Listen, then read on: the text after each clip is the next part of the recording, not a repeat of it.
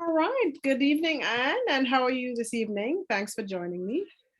Hi, good evening. I'm doing very well, thank you. Okay. Well, yes, I would like to thank you for taking the time to share your experience with my Breakup with Sugar, Makeup with Health program with our Mhm. audience watching right now. And so, if you could just start by just giving a brief introduction of yourself, who's Anne, briefly.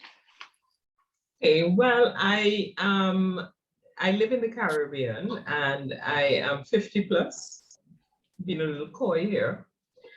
And I have been, I don't want to say yo-yo dieting, but my weight has, after I hit menopause, if I can put it that way, um, I found that my weight became very difficult to control, particularly my weight in my midriff area,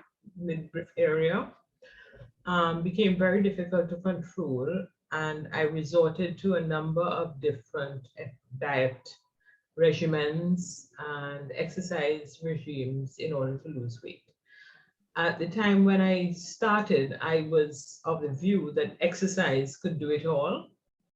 And therefore, I was not as concerned about what I was eating Mhm. as I later became aware that I should have been. So I would go to exercises. I was in the gym and I couldn't understand why nothing really was happening. Mhm. Anyway, I got a little bit of a wake up call maybe about 6 years ago when I was told that my A1C numbers were getting a little bit unacceptable. And I was encouraged to try and lose weight before I had to go on meds. Mhm. Now, I had developed a little phobia about diabetes, um, having learned of some of the more adverse effects of it. Yes. And so the idea of having to go on meds and possibly ended up having to take insulin because I figured that that might have been the natural progression of things. Mhm. It made me wake up and say, no, this is something I need to deal with. Mhm. And I lost weight. Okay. I lost weight by portion control, the amount of food I was eating. I lost weight by counting calories. And, there's a sense in which I look back at it now and I say to myself, I really didn't understand what I was doing in terms of what I was eating. Yes. I appreciated that what you eat makes a difference in your weight and your state of health, perhaps even more so than exercising. Mhm. But I did not. I was eating more or less everything. I would eat all kinds of things. Mhm. And it was just a case of, well, try and don't eat too much. Yeah. So you kind of starving yourself, which is very counterproductive and very frustrating Mhm. because you end up feeling very hungry and very crotchety. And no doubt my family felt the weight of my whatever it is that I was doing. Anyway, so as I got older, I became very concerned because I observed family members suffering with different, illnesses and conditions. And based on my family tree, I figured that I may end up living for a very long time. Mhm. And so I really wanted to be sure that the quality of the life that I enjoyed was good. Mhm. And I have, I'm not even too sure how I saw this program that Yes. you have. Mhm. But of course, I recognize you as someone I know. Yes. I felt I had confidence in. And I said, let me sign up and see. Mhm. And lo and behold, I mean, that was what, in August, so I think I saw, or September. Mhm. And I think we had our first meeting towards the end of September. Mhm. Mhm. And since the end of September, I have lost about 20 something pounds, maybe 24 or 5 pounds. Yes. But I think more fundamentally, the thing I like about this program is that I have come to recognize the impact of different foods on your body weight, your state of health, etc. Mhm. In a way that says to me that I have lost a lot of weight. Noticeably, I've lost a lot of weight. Yes. But I've also developed a certain confidence about food that I eat. So that there are, because of, social circumstances, Christmas and other events that we celebrate as we, go on in life. You want to be able to socialize with people in a particular way, and a lot of socializing that we do is around food. Yes, of course. And you want to make sure that you don't compromise on the things that are important in terms of your health, but also that you are able to enjoy certain things. Exactly. So you don't feel deprived. You don't feel as though, well, you're something of an outcast. Yes. And to be honest with you, I think that since the last time we spoke, that has been one of the things that I felt very liberated about. I don't need to, I can't. I mean, I'm not eating crazy, Yeah. but on the other hand, I'm not restricting myself to the point where I feel like I'm a prisoner, or Exactly. I can't make choices. Yes. So I'm very mindful of the choices that I make.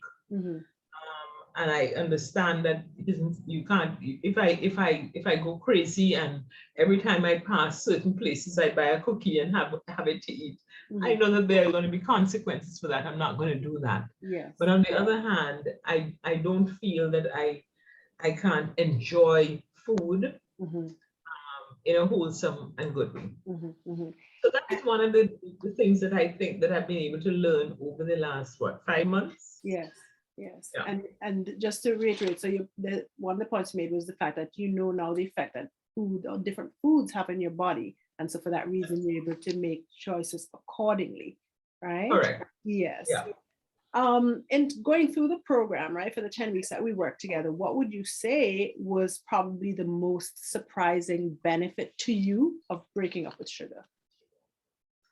Well, to be honest with you, I remember when we started out, you said to me that maybe I don't need to go cold turkey, that I should try and, reduce the amount of sugar. And I said, no, I think that I need to be pretty strict. Yes. Right. And I think that one of the things that surprised me was that I did not feel hungry. I didn't feel as though I didn't have cravings. Yes. I ate a full breakfast. I ate a proper lunch, and I felt satisfied. And I didn't want to be munching at this and munching at that. I think that is one of the things that surprised me most of all, that I did not have cravings and I wasn't hungry. I felt satisfied. I would eat in the morning between 7 and 8 for breakfast. And then, I may have a snack at 11:30. And I mean, this is something that I have been doing for the last 4 or 5 months. Yes. So it's not as though it was like that for a short time and then all of a sudden I started to feel hungry again. Exactly. Yes. If I start eating, I eat breakfast like around between 7 and 8 in the morning, maybe 7:30, and by 7 o'clock I don't eat again, and I don't feel hungry. I don't want to go and raid the fridge. I don't feel like eating snacks. If when in fact when I say snacks, I'm talking about sugary snacks. Yes, yes. I don't drink sodas. I drink water. I actually resurrected my soda stream recently, so I've been doing a lot of fizzy water recently. Yes, exactly. A friend came to visit me over Christmas, and I was trying to figure out, well, what am I going to offer him to drink, because I really didn't have any sodas in my house. Yes. And I said, okay, I'll fizzy drink with some lime in it. And he enjoyed it, and I enjoyed it, and I've been doing it ever since. Exactly. So just added another dimension. Precisely.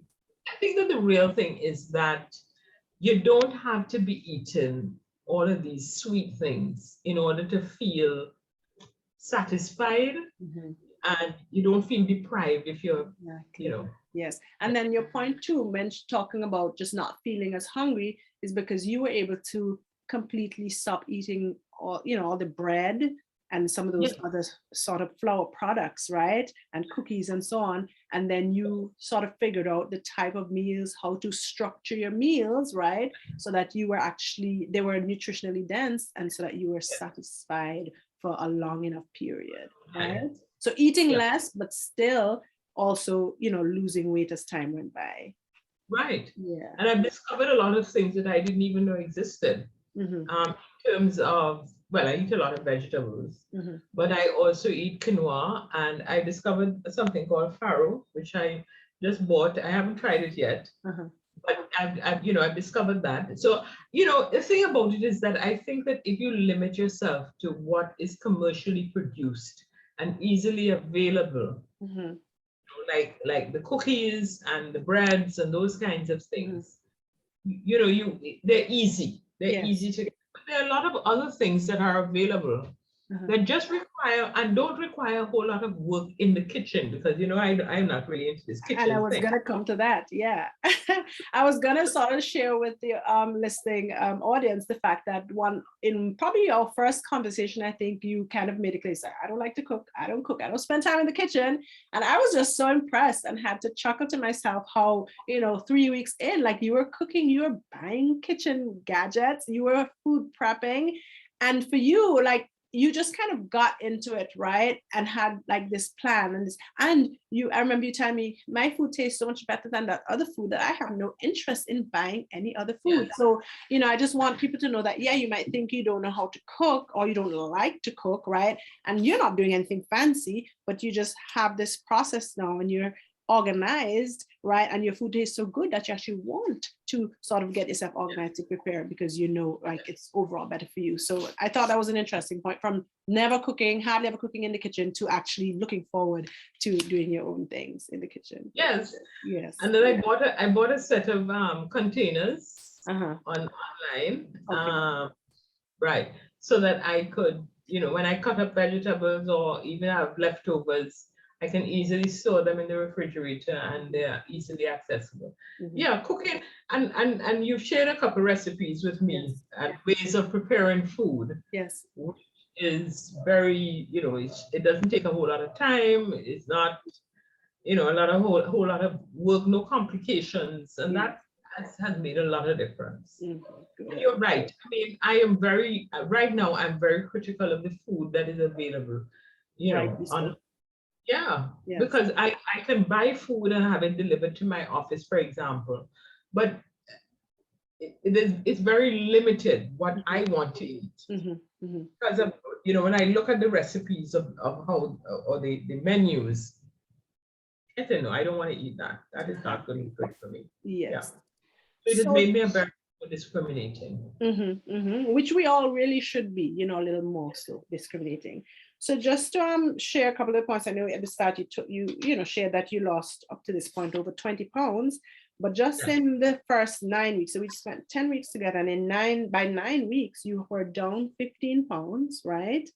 And then interestingly, or maybe almost more importantly, your waist circumference went down by 3 inches, 3 inches. You lost 3 inches off your waist by week 7, right? 1 inch off the hips, right, by the same week 7. So these were some of the objective numbers for you within our 10-week period, and even before the 10-week period.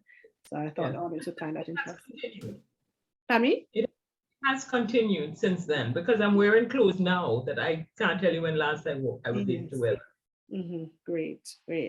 Now, is there any, what would you tell somebody who is trying to decide if this Break Up with Sugar, Make Up with Health program is, the right thing for them, right? Having tried other programs in the past, what would you say to that person considering? I have to say that I think it is a fairly easy program to follow. Easy in the sense of, I have been on, over the years, I've been on several different diets. And at some point in time, you get to the point where, okay, so the diet is over. I either can't take it any longer because I'm just tired of limiting myself. Or I've reached to where I think I want to be, and so I stop. And what happens is that you end up just reverting, I think. So how you used to eat before, blah, blah, blah. Because you've spent whatever period of time on the diet, Yes. feeling deprived, half the time you're hungry, etc. Mhm. And this is one of the things that I have found most interesting about the way, and I don't want to call it a diet. Mhm. I was eating some almonds a little earlier. Oh, yes. Yes. I don't want to call it a diet because I don't think it is a diet. Yes. It's not. It really isn't. We No. say it's resetting your approach to food and eating. So this is an overall thing. Definitely not a diet. Yeah. I don't like that word, diet. No, it is Yes. not. Because you see, I think that it is something that you can do for the rest of your life. Mhm. Mhm. It doesn't mean that you can never ever eat a potato Precisely. or that you can never ever eat rice Mhm. Mhm. or, Yes. but it is just that you understand, you're taught to understand, okay, fine. So if I'm going to be doing this, then I have to make sure that my body is able to process that in a particular way because I have prepared it. So invariably, I mean, when we go to restaurants, there's always a starter. They always bring the bread. Yes. First. Ignore that. But you can order a starter of a salad, Precisely. which if you eat the salad, then afterwards, I'm not saying you go crazy and eat anything Mhm. ridiculous. Mhm. But on the other hand, it has prepared your body to slow down the impact of whatever else you may eat, Exactly. which may have carbs in it Mhm. without affecting your body. And I think, to be very honest with you, I think that it is very important for us to consider the impact that food has on your blood sugar and your arteries. Yes, it's And vital. kind of, Yes. I think that's important. I think that's a very relevant consideration. Very, very much so. You don't want to put yourself at undue risk Mhm. for a lot of illnesses that really are lifestyle and food driven Yes. illnesses. And insulin driven, which is driven by sugar and starches. Correct. Yes. I mean, to my mind, it's almost a no-brainer. Mhm. And it is just that it never occurred to me how, I want to say, simple it would be Mhm. in terms of making the choice to exclude sugar. I mean, there's so many things that I've read about sugar Yes. in articles, on YouTube, in presentations that make it very obvious that this sugar thing is really not good for us. Yes, it's slowly killing us. Seriously. Absolutely. Yes. Well, yeah, that was a good summary of your experience so far. And is there anything else that you'd like to say, that I didn't ask, or just anything else you want to share before we close off this interview? No, except that I want to say I really am. I'm so happy that I'm so happy that I happened on this on your program on your thing on Facebook. Yes. Because it really has made a difference in my life. I remember in 2021, I had made up my mind that I needed to do something. I did not want to continue carrying the amount of weight that I was carrying. Mhm. I did not feel healthy. Mhm. And I wanted to turn things around. I started to do an exercise program earlier in 2021. Mhm. And I remember saying to the guy who I do the exercises with, that I need to eat better. Mhm. Mhm. Then I happened into your program Mhm. and found a way to eat better, which was not burdensome. Mhm. As I said, it really is amazing to me that I don't feel hungry. Yeah. I don't have cravings. Mhm. I drive past a certain business place and I won't call the name Yes. without feeling the need to go in and buy something. Yes. I think that this is something that a lot of people can benefit from. Mhm. It may sound a little scary to do away with these things that we sort of feel are so much a part of our lives. Oh yeah. But I think that this program opens the door to so much more Mhm. in Mhm. terms of food choices and preparation of food and all that kind of stuff. Yes. Yes. Well, yes, and I'd like to thank you for sharing your personal experience and also for entrusting me to help you to achieve these, benefits that you've achieved and sort of turn around the, I guess, trajectory of your health going forward. So thank you so much for sharing all this. Thank you. Thank you very much, Amina. It has